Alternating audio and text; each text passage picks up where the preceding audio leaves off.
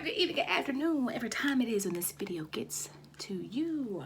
My name is Amber. Hi, I am your new best faith friend. If you don't know me, now you do. I need some chapstick. Hold on.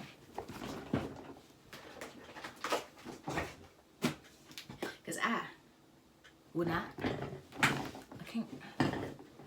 Come on now. You're going to catch me busted and disgusted. No, sorry, Bob. EOS. How you say that? What's the proper name? EOS? Yeah. Comment below how you say this properly. Although it's just going to be typed and I'm going to still be interpreting it for myself. It's fine. Interaction. That's what we're about. Let's try this again. Good morning, good evening, good afternoon. Whatever time it is when this video gets to you. Hi. I am Amber. Your new best faith friend. Welcome back. Welcome back. Welcome back.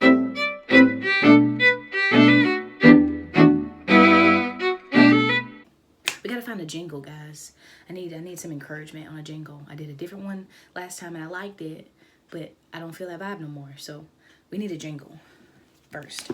Second, you're here again, which only means one thing. One, it's Wednesday. It may not be if you're a late bloomer, and that's okay. We forgive you. But two, you're here for some wisdom, baby. And I am here to bring it to you. As you already know, you see me flipping right now. What am I flipping to? You should know. It's Mark. Today, we are covering the 3rd chapter of Mark.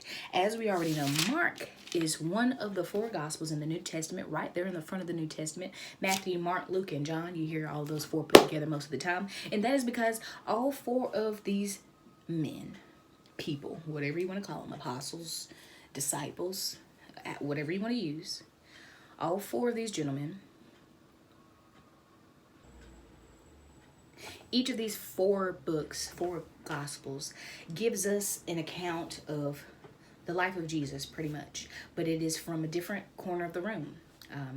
This is a great place to start for new believers who just want to dive into the life of Jesus, what he said, what he did, how he led, all of those good things.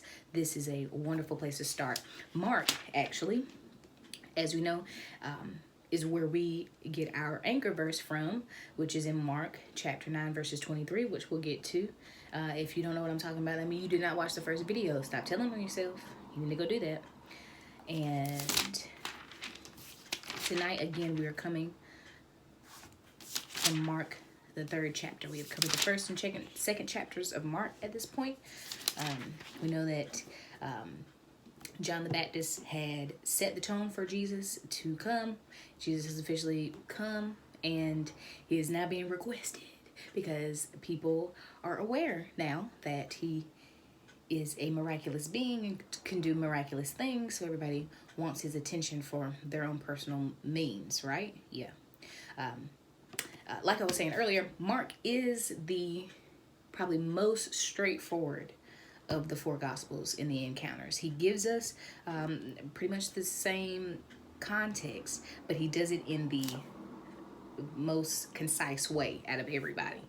So where Mark gives me 5 verses for a particular passage, Luke may give me 12 for the same exact topic or subject or matter that was happening in that time. But anyway, enough of me rambling. Let's get into the book. And again, you like Amber, you should be where you're supposed to be. Now, I need you to remember that I am reading from the chronological Bible now, which does wonders for a mind like mine that wants to make sure I keep things in a decent time order. It's very easy to get out of order in terms of the Bible, but this one was made specifically to help you understand where we are in the times from what is written.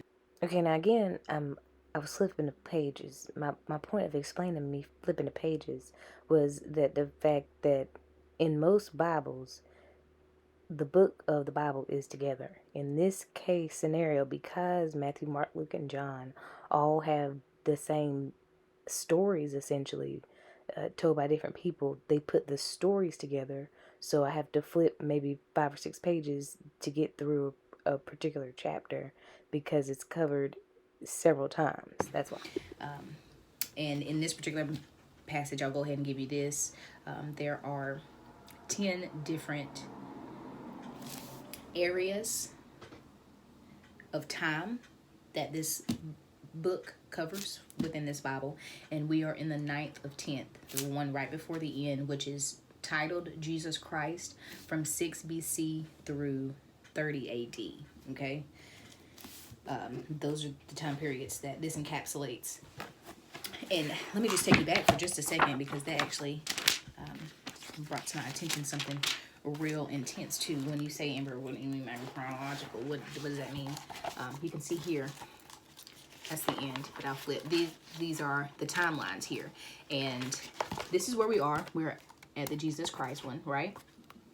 But it gives me moments in historical history as well as those time-stamp moments in biblical history. Also, right here, you probably can't see, but I do want to make a note of this. Like I said, it covers 6 BC through AD 30 is what is listed here in the Bible. But Matthew and Luke, the books Matthew and Luke, cover that whole time period, where Mark and John cover specifically 26 through 30 AD. So the latter part of these times. And where they correlate what was happening around the same time to make sense of things, because a lot of people kind of disassociate Bible times from now times, kind of like some people disassociate slavery times from now times, although it was long ago in this sense, or in that sense, it really wasn't. So this helps to put it in a better time loop of where we were in life. So I also want to just clarify what I mean when I say disassociate. In my mind, I used to think as if biblical times and biblical stories didn't happen in the same time of the historical events that I may have studied in school. So a book like this helps to clarify when things were happening and what was actually happening. enough of me rambling. Let's get into the word. Mark chapter 3, verses 1 through 6. 1. And he entered again into the synagogue, and there was a man there which had a withered hand. Now this is he, Jesus again, back in the synagogue. He just came from the synagogue, and we shook some things up. 2. And they watched him, whether he would heal him on the Sabbath day, that they might accuse him. Okay. 3. And he saith unto the man which had the withered hand, stand forth. No problem. 4. And he said unto them, is it lawful to do good on the Sabbath days, or to do evil? To save lives, or to kill? But they held their peace. 5. And when he had looked round about on them with anger, being grieved for the hardness of their hearts, he saith unto the man, stretch forth thine hand. And he stretched it out, and his hand was restored whole as the other. 6. And the Pharisees went forth, and straightway took counsel with the Herodians against him, how they might destroy him. Commentary for verse 6 reads this. The Pharisees were a Jewish religious group that zealously followed the Old Testament laws as well as their own religious traditions. They were highly respected in the community, but they hated Jesus because he challenged their proud attitudes and dishonorable motives. The supporters of Herod were a jealous political party that hoped to restore Herod the Great's line to the throne. Jesus was a threat to them as well because he challenged their political ambitions. These two groups were normally at odds, but they joined forces against Jesus. So we just see here Jesus back in the synagogue doing what he does best. Heal people, love people. And in the meantime, he sees the Pharisee spectators looking upon him as if this is a setup. Okay, you ain't supposed to, they say the Sabbath day, rest on the Sabbath day, sir. You ain't supposed to be doing nothing. What you gonna do? He sees a man in need. He helps that man in need. And then proceeds to ask them, okay, so is you supposed to do good or bad on the Sabbath day? If we can't do nothing at all, what can we do? Right?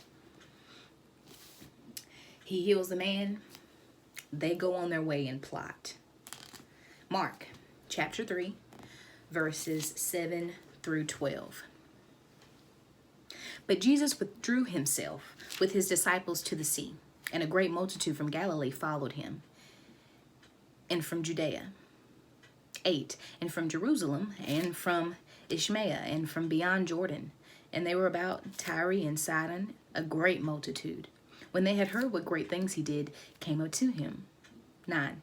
And he spake to his disciples that a small ship should wait on them because of the multitude, lest they should throng him. 10. What did she say? I said throng. It means to crush, just so you know. And for he had healed many, insomuch that they pressed upon him for to touch him, as many as had plagues. 11. And unclean spirits, when they saw him, fell down before him and cried, saying, Thou art the Son of God. 12. And he straitly charged them that they should not make him known. How interesting. Jesus again asking these spirits to stop playing with the time-space continuum. Stop letting these people know who I am. Hush. Commentary reads this. Many people followed Jesus, but didn't understand his true purpose for coming. Some people came for miracles, some came to hear his teaching, but they didn't understand the way of the cross. Knowing about Jesus or even believing that he is God's son does not guarantee salvation. The evil spirits knew that Jesus was the Son of God, but they had no intention of following him. We must also follow and obey him. Jesus warned the evil spirits not to reveal his identity because he did not want them to reinforce a popular misconception. The huge crowds were looking for a political and military leader who would free them from Rome's control, and they thought that the Messiah predicted by the Old Testament prophets would be this kind of man. Jesus wanted to teach the people about the kind of Messiah he really was, the one who was far different from their expectations. Christ's kingdom is spiritual. It begins with the overthrow of sin in people's hearts, not with the overthrow of government. Mark chapter 3, verses 13 through 19. Now here, this is a parallel moment, and this is entitled Jesus Chooses the 12 Disciples. So 13, and he goeth up into the mountain, and calleth unto him whom he would. And they came unto him. 14, and he ordained 12, that they should be with him, and that they might send them forth to preach.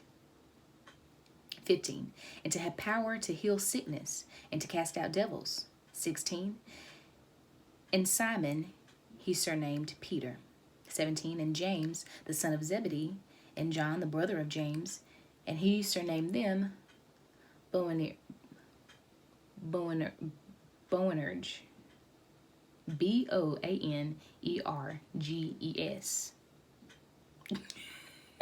Boanerge, which is the sons of thunder. That's what it means.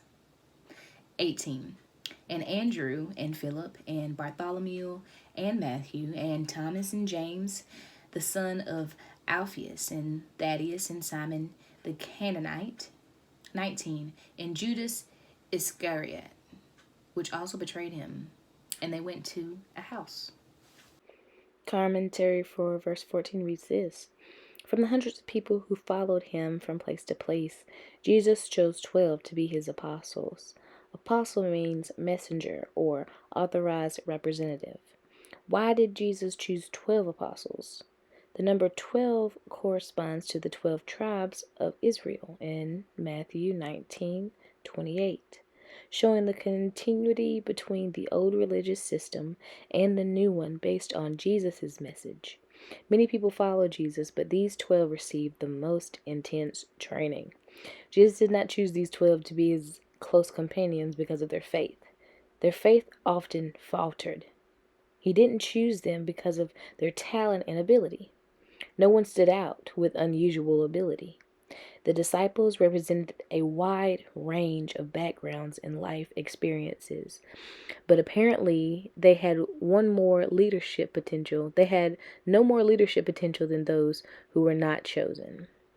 The one characteristic they all shared was their willingness to obey Jesus. After Jesus' ascension, they were filled with the Holy Spirit and empowered to carry out special roles in the growth of the early church. We should not disqualify ourselves from service to Christ because we do not have the expected credentials. Being a good disciple is simply a matter of following Jesus with a willing heart. We knew Matthew was a tax collector, and we knew Philip, Andrew, John, James, and Simon Peter were all fishermen. They were all actually gathered together in terms of being disciples of Jesus. But the other 6 are unknown of what their occupation was. That is Bartholomew, Thomas, James, Thaddeus, Simon the Zealot, and Judas Iscariot. We are unsure of their occupations before becoming disciples of Jesus. Mark chapter 3, verse 20 through 30.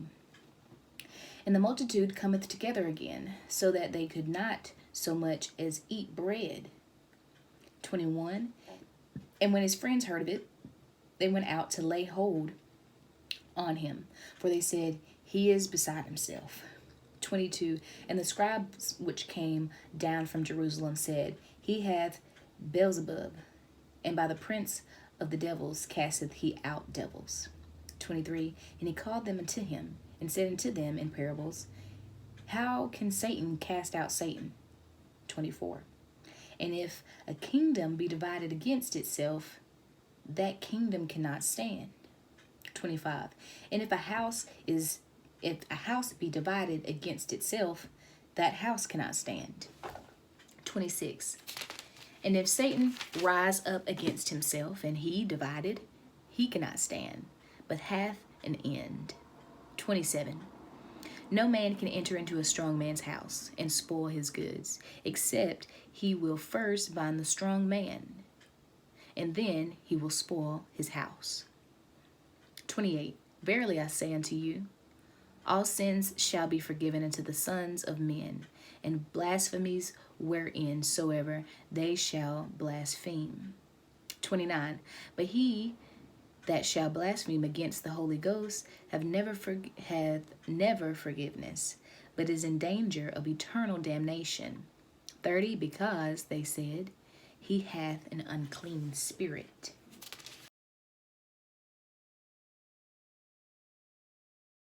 This is commentary for 22 through 27. These teachers of the law brought a non-cynical accusation against Jesus. They tried to say that Jesus was driving out devils or demons by the power of the prince of demons. In other words, that Jesus' power came from Satan, not God. They wanted the people to believe that Jesus himself was possessed. This would disprove his claim to be the Messiah and place him instead in league with the devil. The more effective you are in your Christian life, the more extreme will be the attacks of the enemy. Even the most ridiculous accusation will convince some when it's cleverly packaged to sound sincere and concerned. Stand firm for the truth, even when clever attacks come. Mark 3, verses 31 through 35. There came then his brethren and his mother, and standing without, sent unto him, calling him. 32. And the multitude sat about him, and they said unto him, Behold, thy mother and thy brethren within seek for thee. 33. And he answered them, saying, Who is my mother, or my brethren? 34. And he looked round about on them which sat about him, and said, Behold, my mother and my brethren. 35. For whoever shall do the will of God, the same is my brother and my sister and mother. Commentary for 31 through 35. Jesus' mother was Mary, and his brothers were probably the other children Mary and Joseph had after Jesus. Some Christians believe the ancient tradition that Jesus was Mary's only child. If this is true, the brothers were possibly cousins. Cousins were often called brothers in those days. Some have often yet another suggestion. When Joseph married Mary, he was a widower, and these were his children by his first marriage. Most likely, however, these were Jesus' half-brothers. Jesus' family did not yet fully understand his ministry, as can be seen in Mark 3:21. Jesus explained that in our spiritual family, the relationships are ultimately more important and longer lasting than those formed by our physical families. Well, these people thought, we're going to bait him out of here because we got his mom and his brother right here. I'm sure he wanted to see them. Jesus came back, well, who is my mother? Who is my brother? Actually, for whoever shall do the will of God, and that's even more intense, because that's not even those who believe in God. That's for whosoever shall do the will of God. The same as my brother, my sister, and my mother. I need you to comment down below if you know anybody who is that person that takes absolutely any advantage to give a life lesson for anything. Whether you solicit the advice or not, everything is a life lesson. I'd say my dad's one of those people. I'd say Jesus was one of those people. Everything you said, you didn't even understand what you said until you said it, and I'm about to feed it back to you to make you hear how ridiculous you sound asking.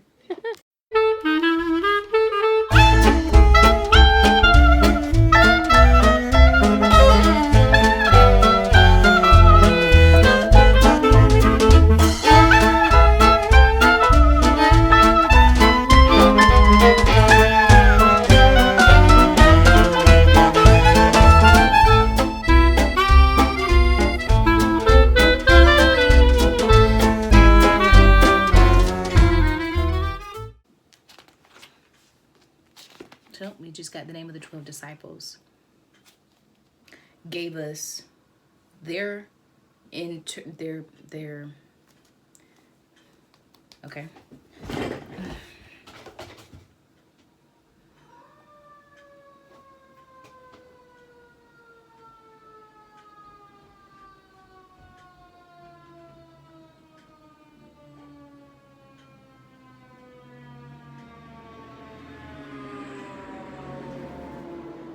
I hope you get where you're going safely. I hope everybody's all right.